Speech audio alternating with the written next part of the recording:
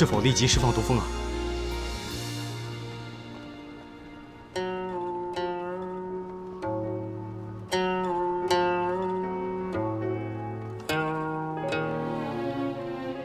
暂缓。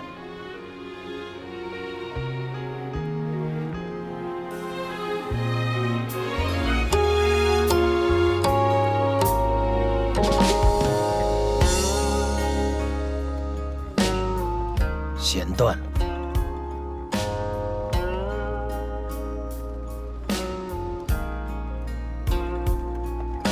王爷，这是第2根了。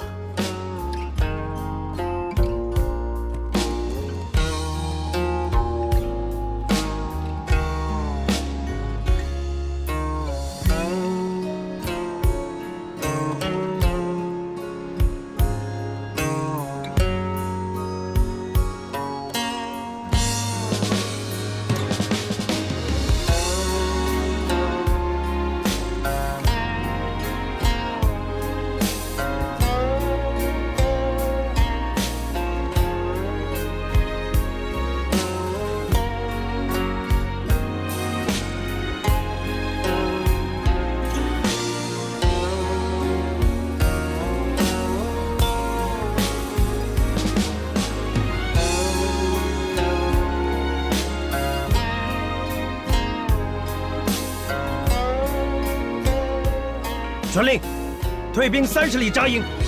是。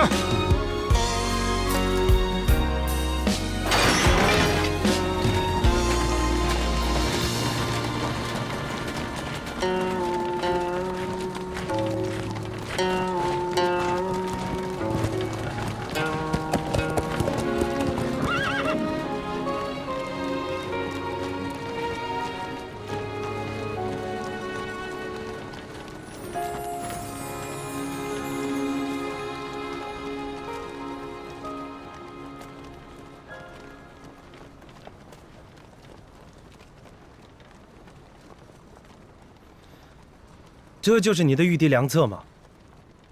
早已活腻了吗？居然命你一人出现在我数万大军面前。我不在的时候，你就任凭他们这么糟蹋你吗？王爷，娉婷才是这一场仗的主帅，和泽隐将军没有任何的关系，又何来糟蹋一说呢？再说了，不管计策的好与坏，只要能让王爷退兵，就是好策。娉婷这不是做到了吗？攻心之计，胆大妄为。若是王爷真的在众目睽睽之下用毒蜂之计害死了娉婷，那恐怕就会激起梁军最后的热血。到时候，就算你们能拿下堪布城，城中的所有军民，恐怕都会让你们伤亡惨重的。再说了，若是梁国百姓知道我一介女流之辈，为了保护堪布城而被你残忍杀害的话，想必梁国所有的百姓和将士都会奋起反抗的。哀兵之勇，王爷，你要比我更清楚吧？如果激起了一国人民的热血，就算有再强的兵，怕是王爷也镇不住。所以你就以身犯险。若不是王爷剑走偏锋，娉婷也不会出此下策。确实是下策。你在逼我退兵的同时，也对全天下通告了我楚北节的致命伤。经此一战，所有人都会知道，我楚北节心之所爱，无论做什么事情，我都绝对不会让白娉婷成为我的牺牲品。你是谁？真北王命我来送你上路。不会让我成为牺牲品。娉婷原以为王爷之言句句真心，没想到也只能付之一笑。王爷如此哄我，难道是因为怕输吗？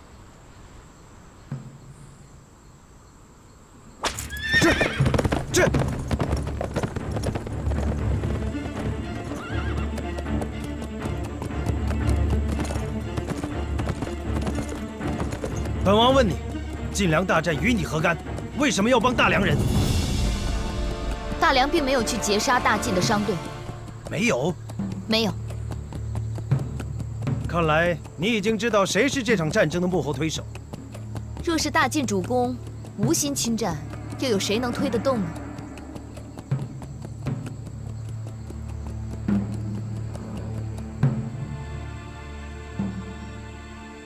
我们各为其主，立场不同，我也不逼你。这一局你赢了，我输给你3个时辰。下一次，我一定会来亲手生擒你。娉婷一定会竭尽全力，不让王爷失望的。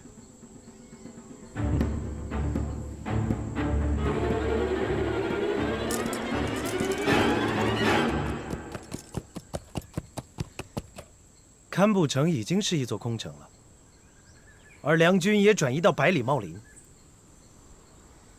你的空城计已经唱完了，还一个人留在这里干什么？这里离百里茂林不近，上马吧，我送你一程。多谢王爷好意，不用了，娉婷自己会走。3个时辰之后，我们才是敌人。到时候我可不会手下留情。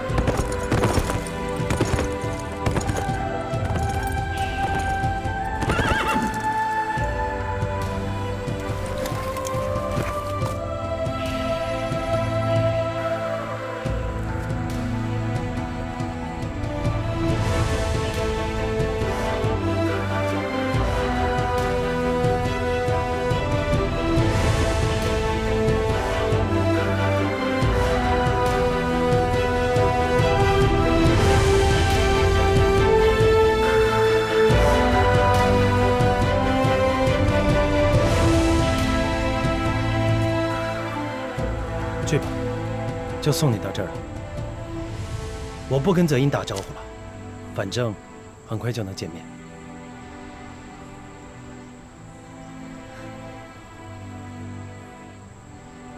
怎么，这么看着我，舍不得？还是想跟我一起走？我只是在想，你是我遇到过的最可怕的敌人，完全看不透你心里到底在想什么。我的心对你完全敞开，就看你愿不愿意进来看看。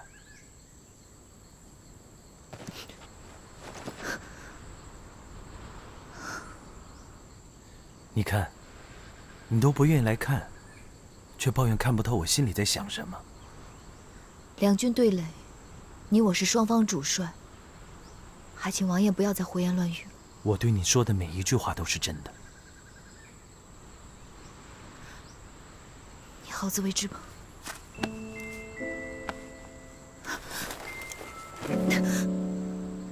放开！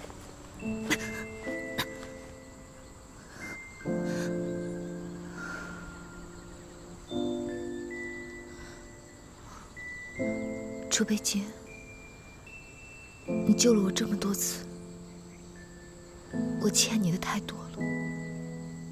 若是这一战，你真的因我而死，我一定会随你一起去，把这条命赔给你。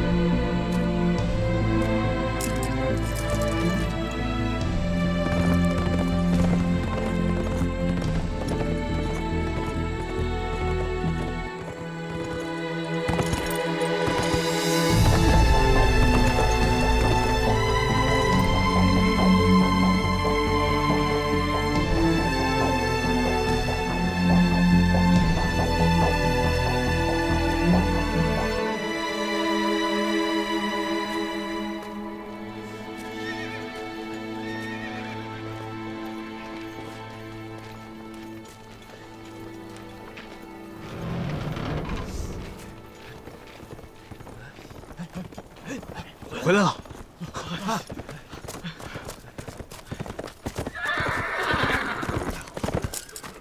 王爷，你可算是回来了。刚才白姑娘那招真是太险了。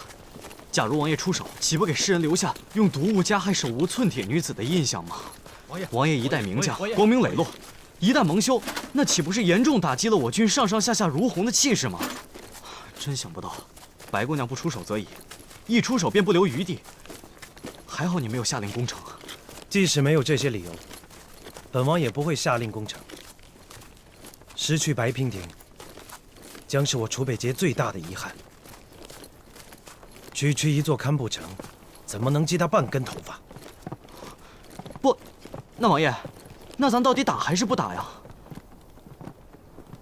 打！3个时辰之后出兵。不对啊，王爷，即使不用毒蜂，只要白姑娘孤身站在城楼上，我们便发动不了进攻。仅仅是射在城楼上的乱箭，也能置她于死地啊！谁说我们要攻城了？啊？不攻城了？命所有士兵备足粮草饮水。我们要进入百里茂林。百里茂林？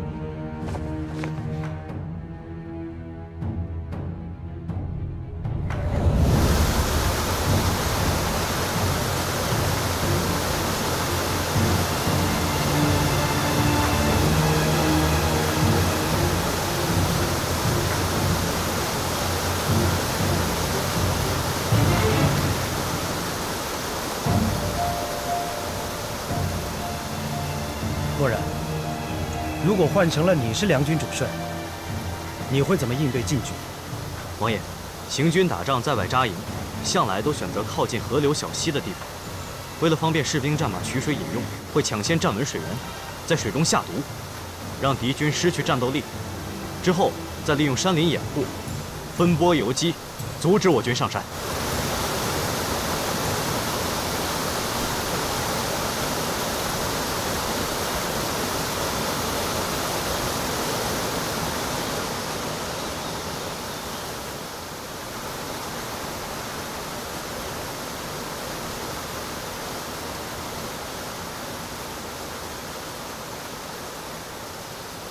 上将军，白姑娘，楚北节已带人入林，现已至点清峰山下。点清峰下，我刚正与上将军商量，他在点清峰山顶扎营作战。这里便是点清峰6条清泉的水源。若寒将军，你现在立刻派人去山腰处，在这6条清泉中下毒，断了敌军的水源。白姑娘好计策。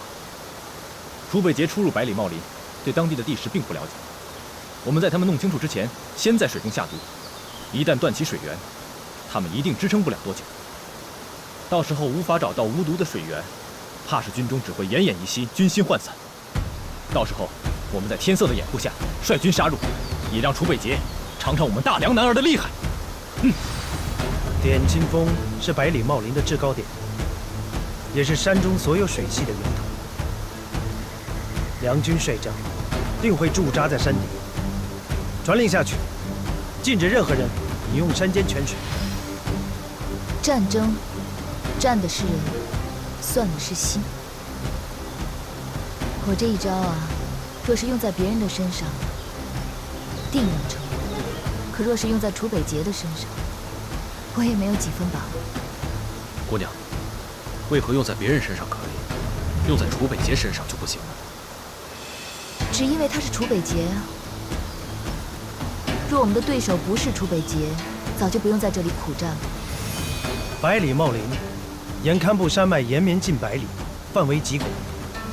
即便梁军有5万之多，可一旦藏进茂林之中，若按寻常方法寻找，我们要知道他们的踪迹也难如登天。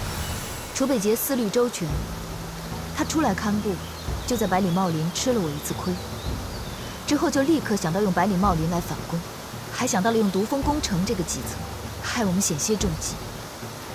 如今他又怎么可能不派人先探查清楚，掌握百里茂林的地形？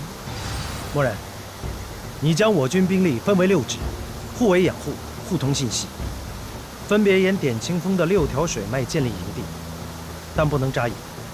梁军必定会派探子在外游弋，我们只需要在他们面前出现，他们就会主动来袭。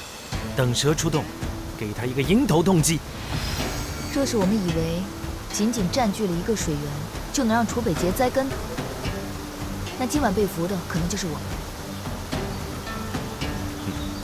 姑娘说的对，是我们想的太少了。将军，还请你立刻派几拨人出去探查敌军在哪里扎营，一旦有消息就立刻汇报。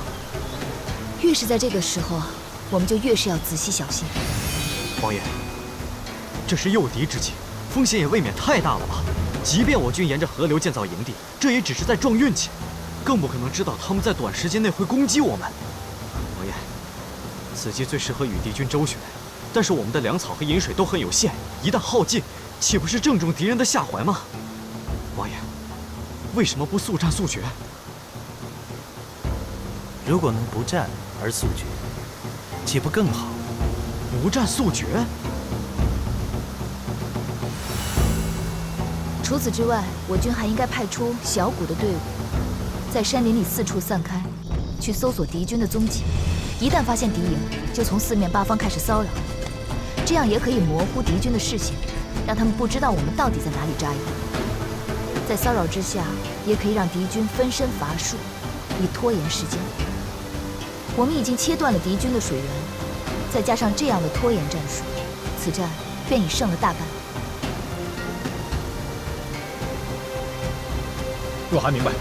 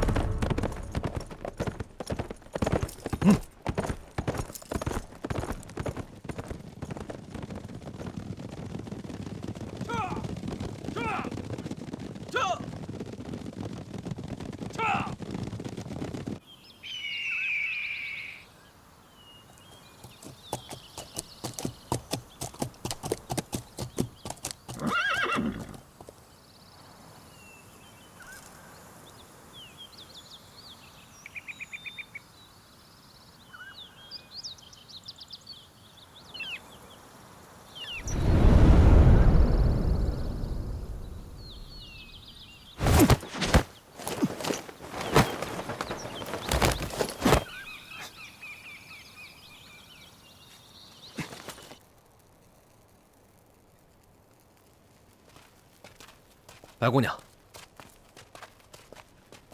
怎么样？有什么消息吗？刚得到消息，说是在点清风山下有很多晋军的营地。我跟若寒将军商量过之后，决定突袭营地，探清虚实，结果却扑了个空。扑空？我率兵过去的时候，营地已经空了，只有一些刚搭建起来不久的锅灶，堂子里还是热的，应该刚烧过火。一开始我认为这只是巧合，可是接二连三都遇到这样的事情，真是邪了我了。白姑娘，晋军神出鬼没，咱们的士兵都开玩笑说，难不成晋军会遁地之术？这世上哪有通天遁地之术啊？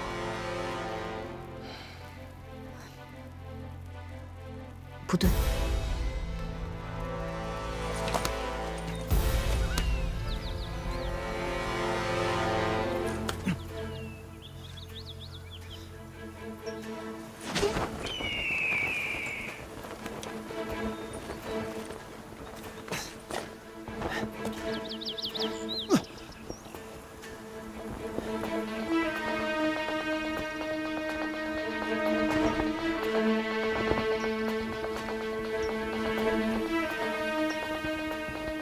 白姑娘，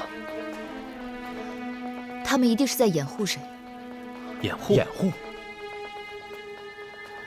道理很简单，若他们真的是在安营扎寨，而我们又是突袭，他们不可能事先得知跑得这么干净，这分明就是诱敌周旋之计。白姑娘的意思是，晋军不打算跟我们交锋，而是在跟我们周旋。正是。楚北节不想与我军正面交锋，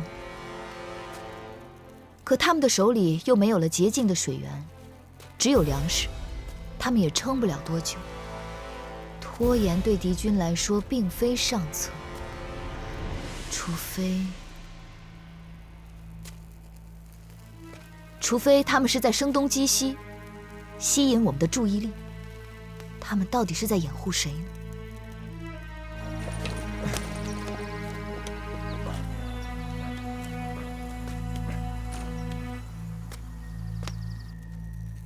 白姑娘会不会想太多了？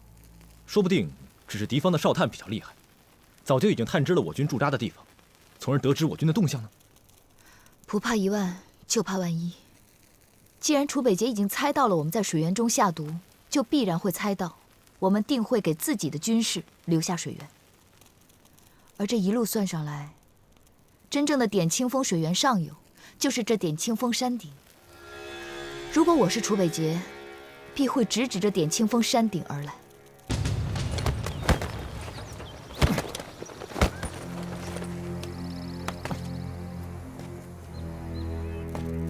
可点清风的半山腰早已埋伏着我们的人，若楚北捷带人上山，立刻会被发现，又何来掩护之说？上将军，这点清风除了我们的步兵之处，还有没有别的路可以上山顶？有，云崖索道。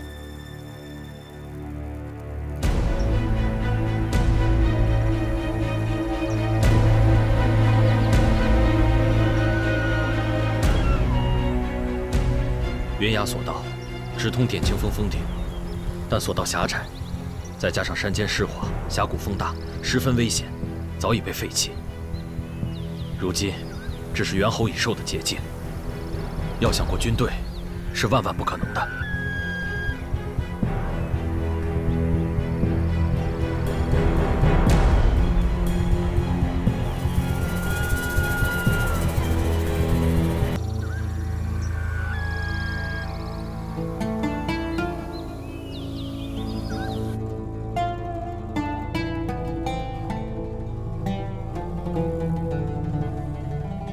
白姑娘，难道你担心的是这条已经废弃的索道？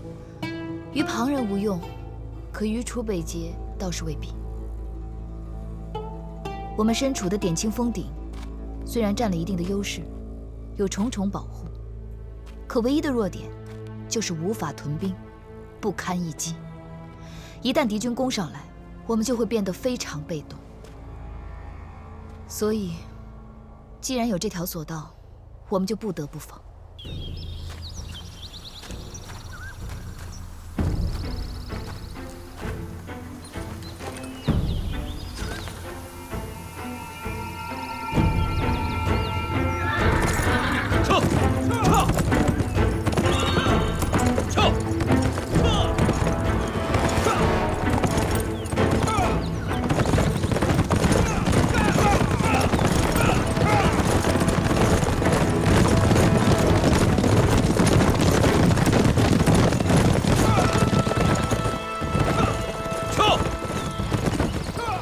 上将军，命你带1万精兵，在山腰处包抄围截。若遇见敌军，就让他们务必停留在避雷峰区域。得令。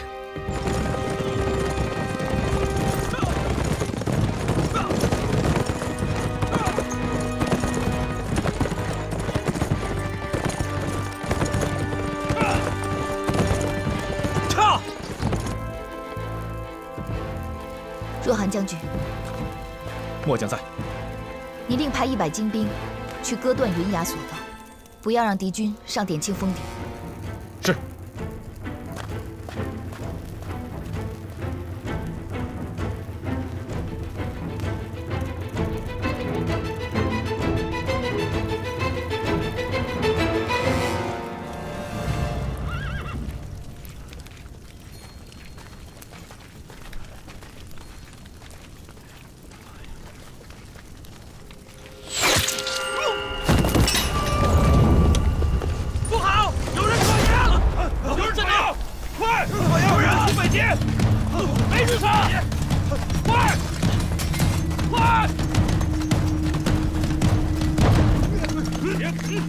白娉婷，白娉婷，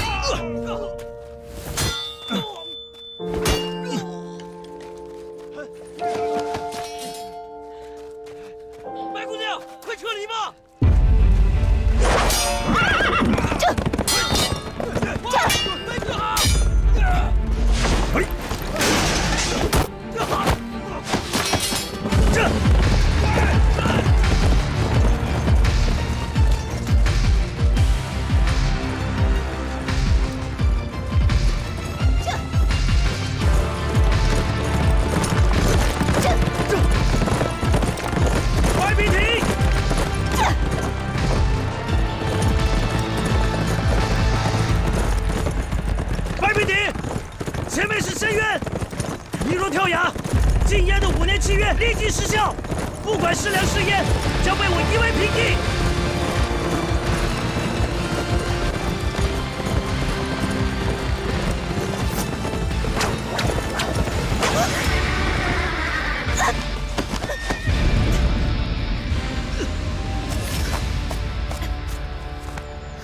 娉婷，娉婷，你没事吧？你还救我干什么？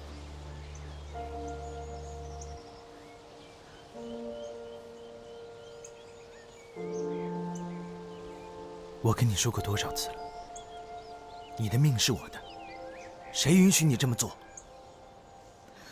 你不是想我死吗？啊？娉婷知道，娉婷一再为难王爷，能活到今日，已是王爷的恩典。王爷当日派人来杀我，为何今日当面又惺惺作态，不允我了断了自己？我何曾派人杀过你？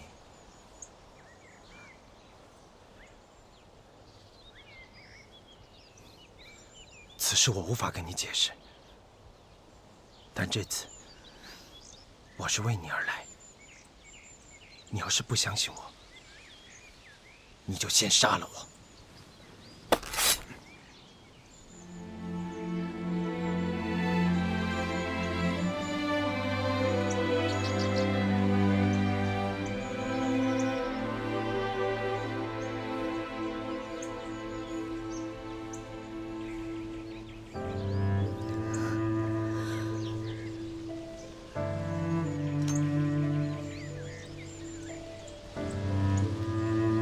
我相信，我相信你，正是因为相信，所以才痛苦。你追我赶，躲躲藏藏，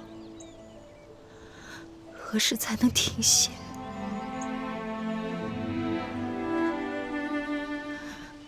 王爷，你不累吗？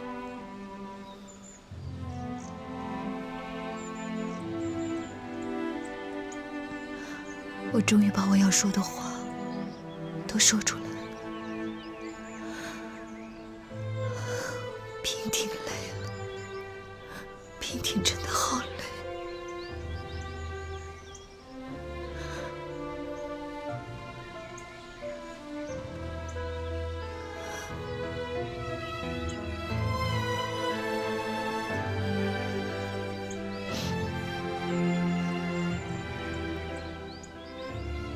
不要再隐藏了，跟我走好吗？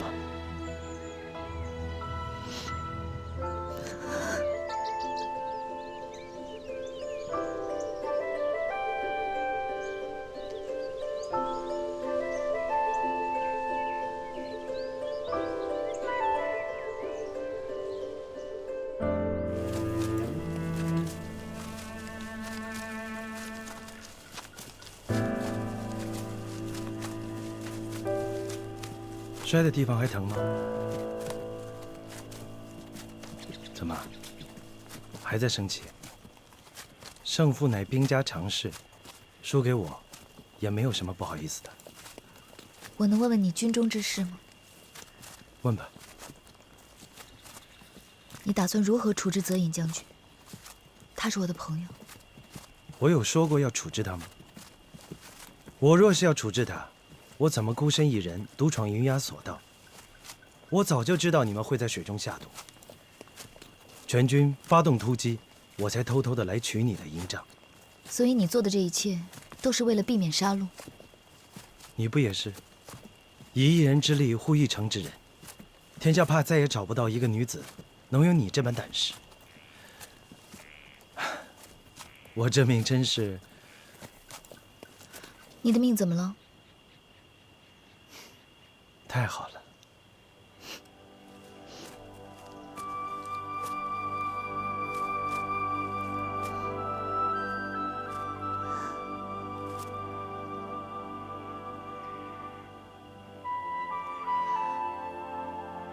可如今泽隐知道你一人独闯点青峰顶，必会派兵来援救。想必此间这山林尽是良兵。王爷，找地方避一避吧。你是在关心我？谁要关心你啊？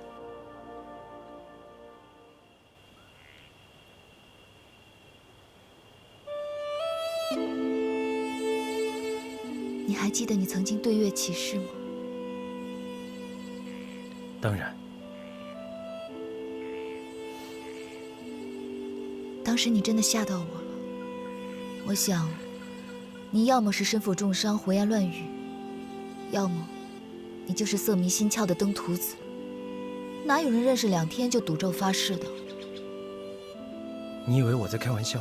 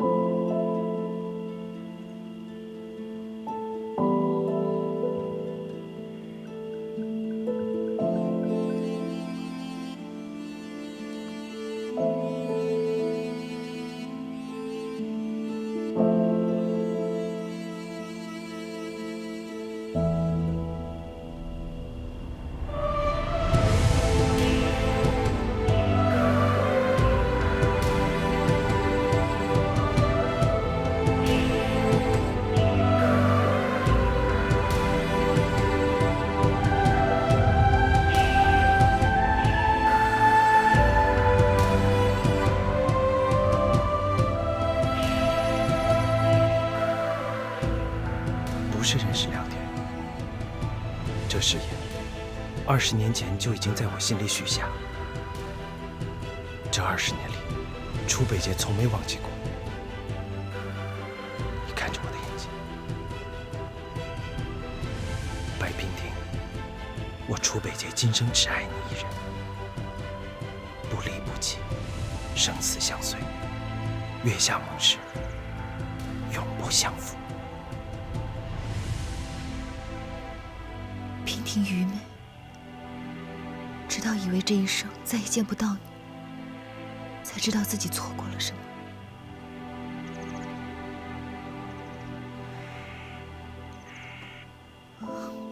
娉婷的心早就给了你，我伤了你那么多次，你却不离不弃。如今我又怎敢辜负？剩下的愧疚，娉婷定用余生回报。月下盟誓，永不相负。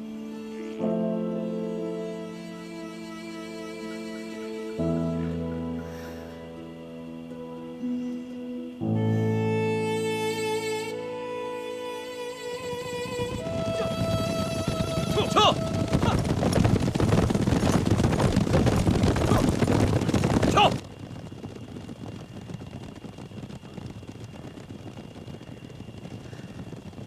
快走，他们追来了。走上马。来，跟我走。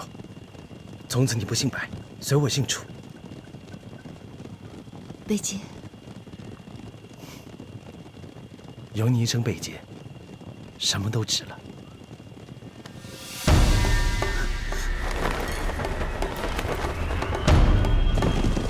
三将军，楚北杰把白姑娘劫走了。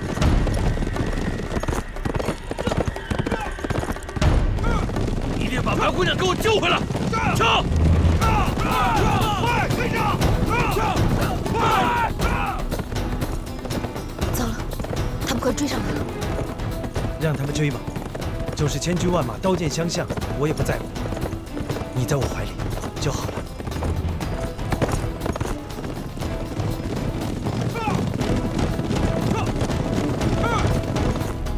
可是他们这样穷追不舍，定是以为你劫持了我。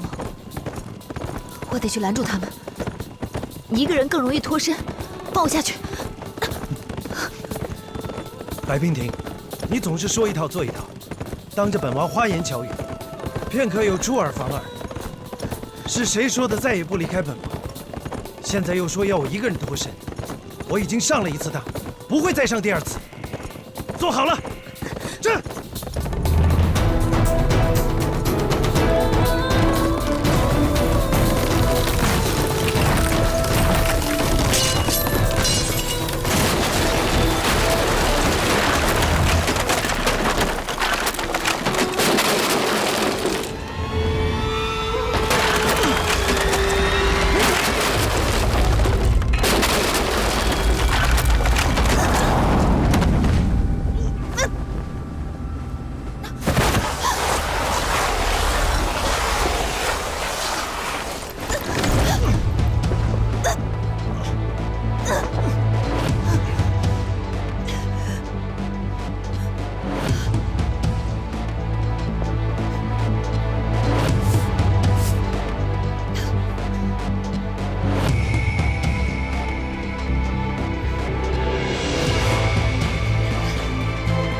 贝姐，快放开我！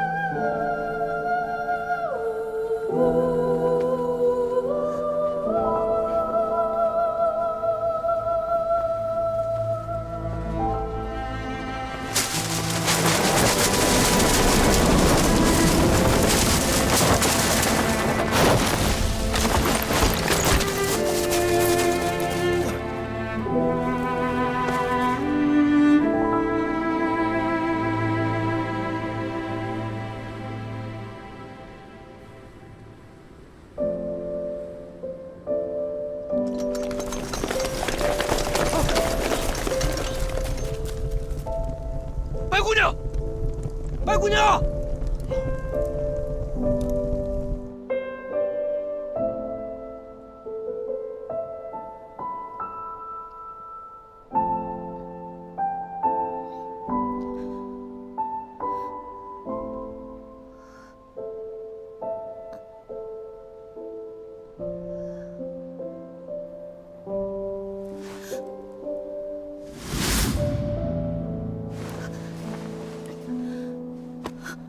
贝姐，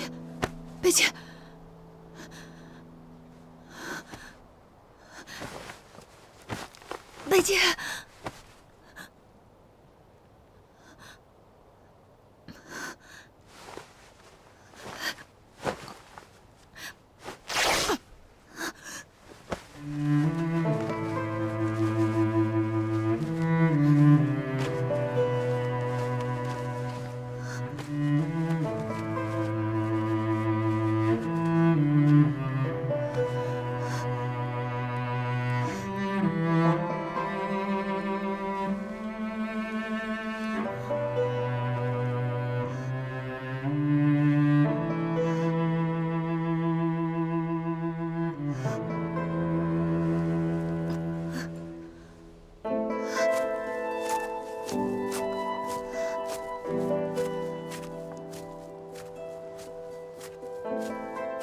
白姑娘，白姑娘！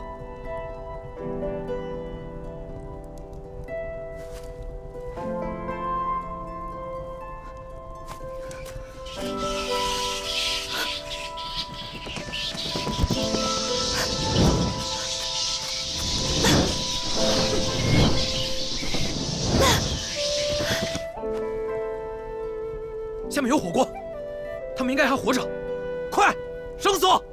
是。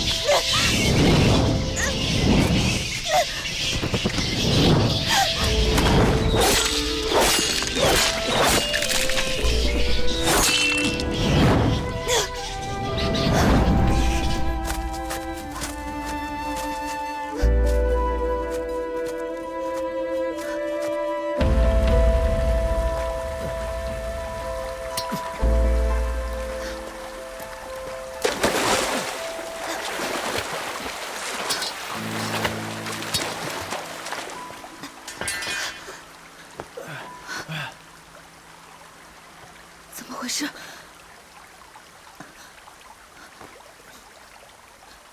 怎么这么严重？要是找不到草药，伤口会发炎的。你赶紧躺下，躺下。别去！这么大的雨，你什么也找不到。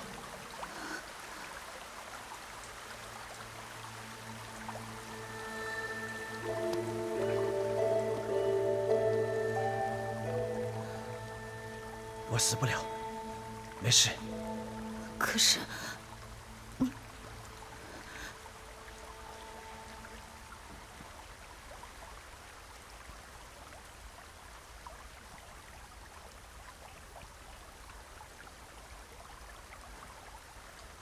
索道，是你派人砍断的？是我，我命人砍断索道，为了防止你攻上大营。可我没想到你速度这么快，我的人都还没有到，你就已经上了点清峰顶。阴差阳错。原来你为了跟我跟不到，你还是要取我的性命。好了，好。我没有，你要相信我，我没有。沙娉婷，我吓着你了。胜败乃兵家常事，我输给自己的女人，我很骄傲。北姐，我说过，你愿意叫我一声北姐，我什么都值了。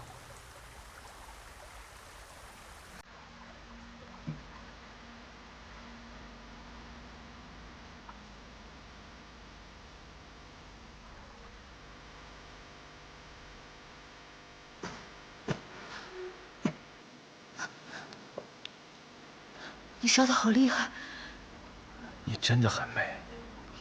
你快躺下吧。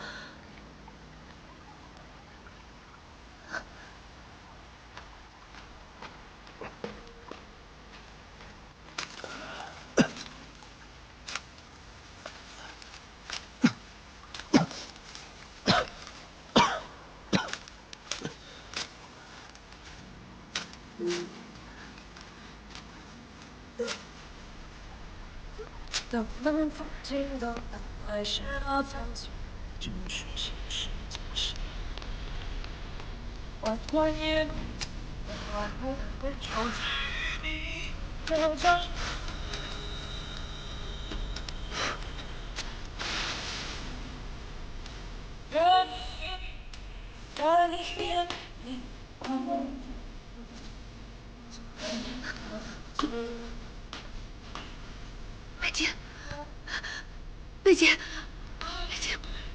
贝姐，贝姐，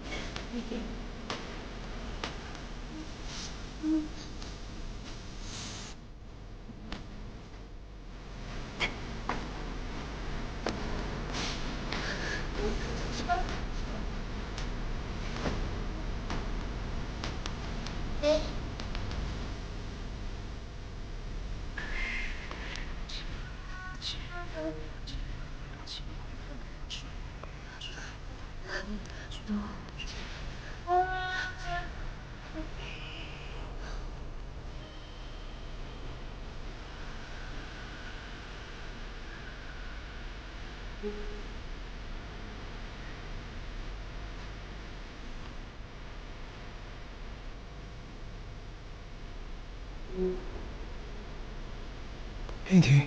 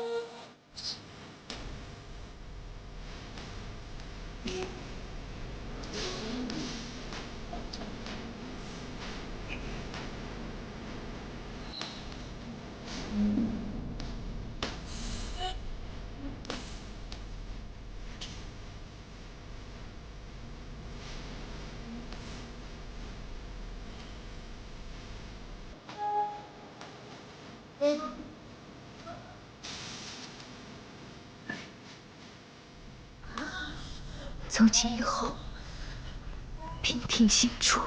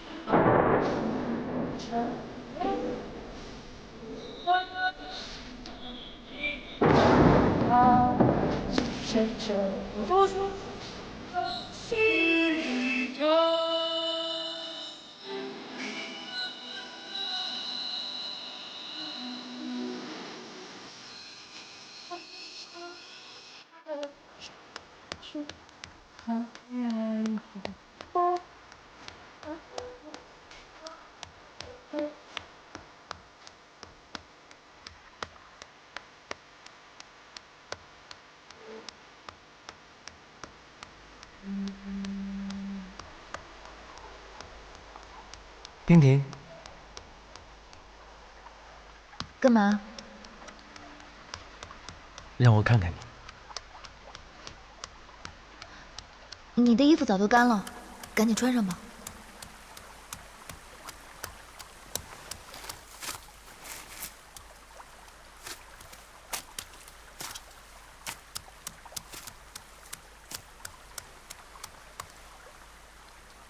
娉婷，我采了一些草药，好像缺了一味。昨晚发生的事，你不打算负责任？刚退烧就欺负我，早知道就让你一直病下去了。若病着便由你照顾，我倒希望可以一直病着，一直让你照顾。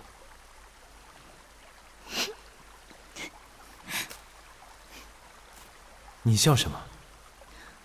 我向你堂堂镇北王，居然甘心情愿当一只病猫。若你一直病着，就用不着我这个江湖郎中了，倒是应该找霍神医给你下一剂猛药。不管什么药，药引子只有一味。我。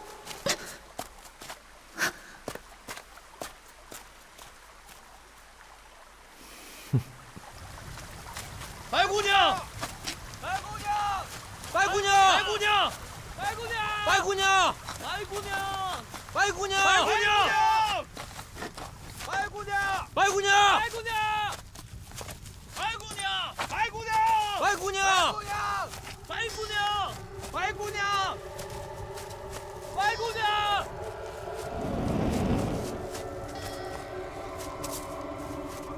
上进去！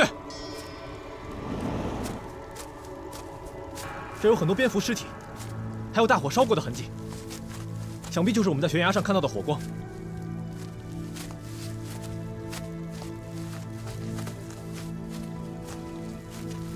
一定有人来过这儿。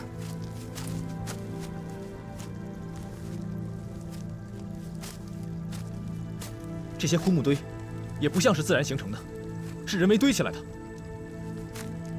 白姑娘本应该坠落在此，但现在人却没了。白姑娘一定还活着，可能在这里遇到了蝙蝠，所以就放火烧死了他们。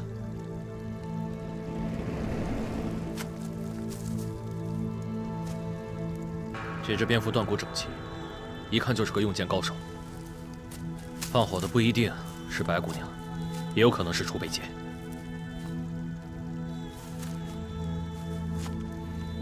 不管怎么说，他们两个人应该都还活着。兄弟们，打起精神，咱们再仔细的搜一下。是。白姑娘，白姑娘，你在哪儿啊？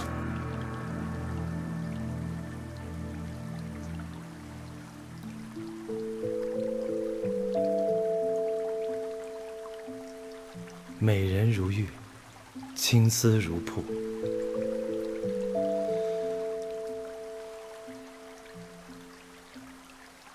以后，每天我都要为你画眉梳头。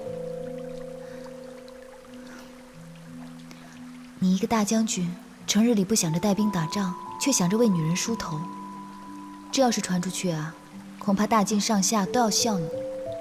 那时候，估计他们都要指着我的鼻子，说我是一个蛊惑人心的妖女了。你就是妖女，迷得我神魂颠倒，日思夜想。你告诉我，你到底下了什么蛊？可不可以给我再下一回？行，那我得先变成妖女才行。狡猾的家伙，贫嘴的家伙。我一直想不通，自从你统领了梁军，一直在行拖延战术，你们在等什么？我在等晋王公的消息。王公？放心，不会是什么大事的。王公会传来什么消息？你要记住，不管王公传来什么消息，到最后只是一场误会。回去你就知道了。娉婷不会伤害你，也不会伤害与你有关系的任何人。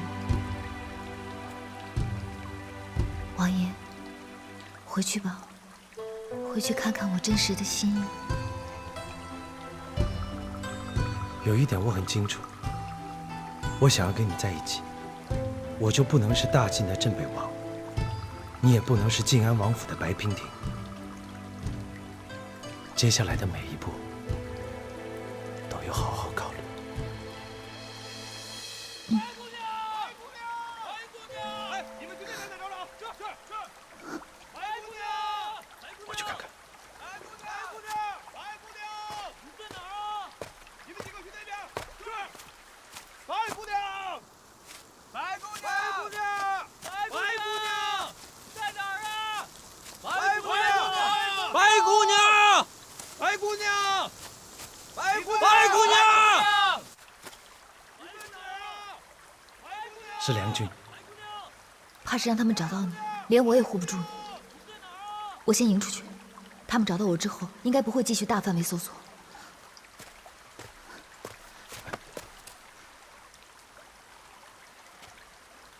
我们一起走。你放心，我会尽快摆脱他们，然后去大晋找你。我不能让你再从我身边离开，一刻也不行。泽隐他们是我的朋友，我不想再有任何人流血牺牲了。我很安全，不会出事的。我会马上去找你。是若寒吗？我在这儿。你相信我，我绝不食言。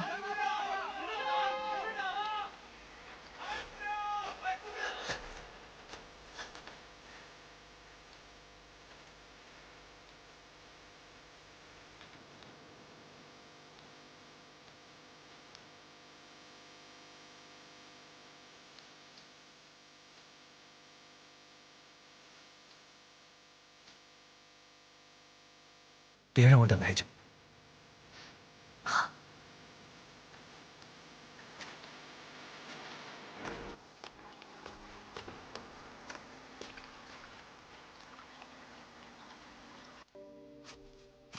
白姑娘，若寒将军，白姑娘，是白姑娘，白姑娘，快！白姑娘，若寒将军，白姑娘，真的是你啊！你没事吧？我没事，虽然从索道上摔了下来，还好这崖底有很多枯枝腐叶，才不至于伤及筋骨。只是在下面遇到了一些吸血蝙蝠，我身上也带了一些打火石，才逃过了一劫。白姑娘没有大碍就好，从那么高的地方摔下来都没有事，白姑娘真是老天爷保佑，吉人自有天相啊！那就借若寒将军吉言了。上将军呢？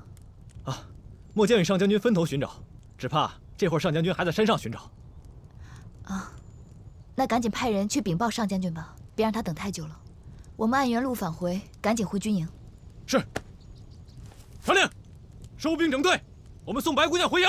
回营了！回营了！送白姑娘了！回营了！回营！